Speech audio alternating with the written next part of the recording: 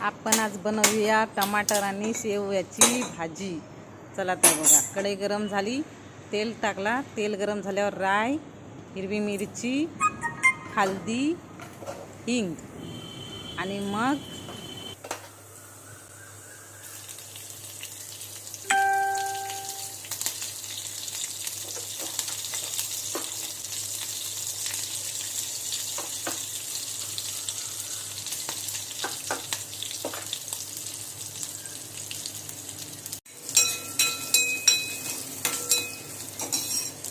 थोडा टाइम शेकून घ्यायचा आणि मग टमाटर टाकायचा।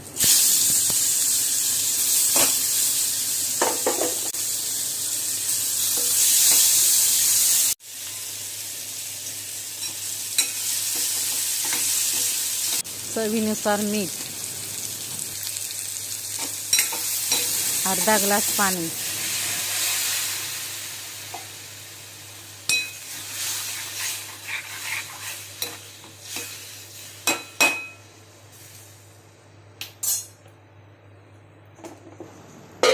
दोन मिनिटासाठी ढाकून ठेवायचा। नंतर थोडासा गूळ टाकायचा, म्हणजे छान होतं, मस्त लागतं चवीला। खाताने टाकायचा 2 मिनिटं अगोदर। घाट्या, सेव